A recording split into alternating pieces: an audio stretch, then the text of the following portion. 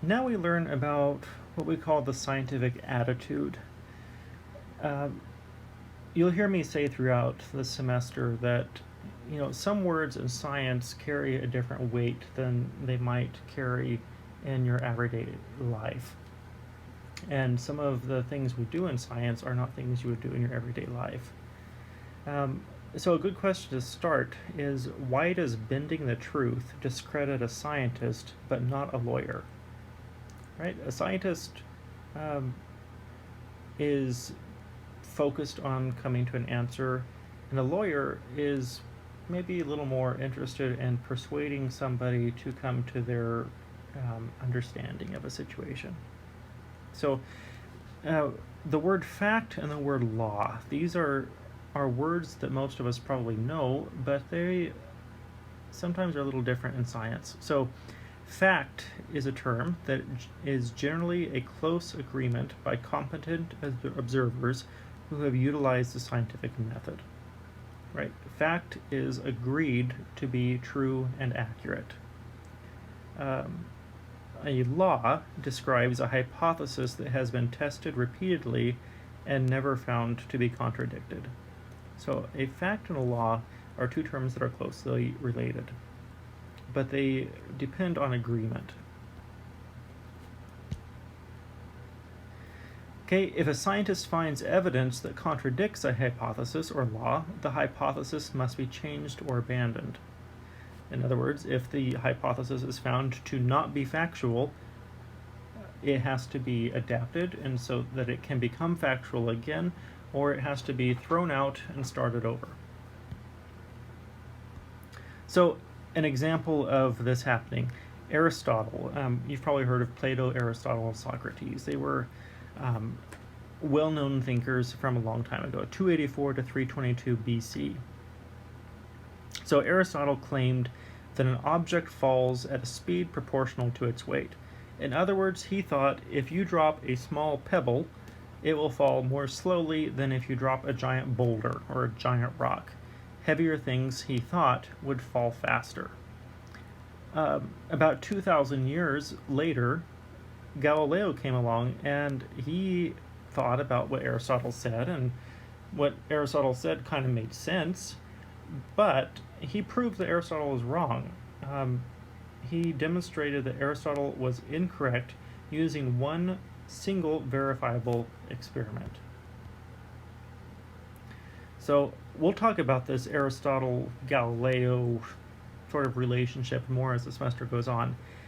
But the point is, experiment, not philosophical discussion, decides what is correct in science and what is factual.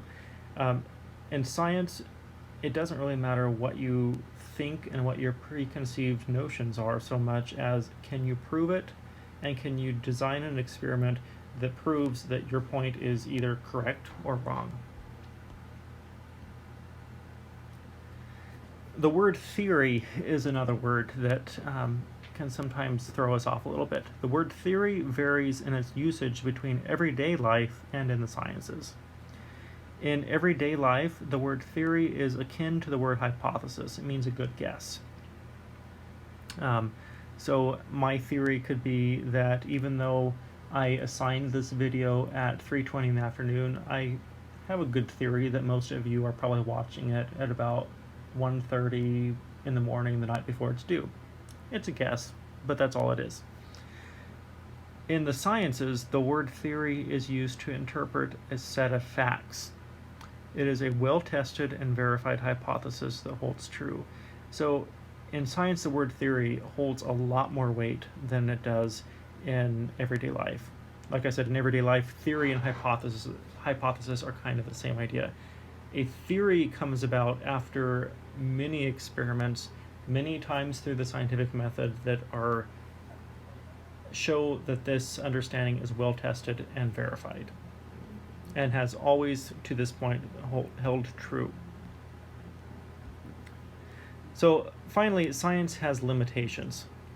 Science deals with hypotheses that are testable, so its domain is restricted to the observable natural world.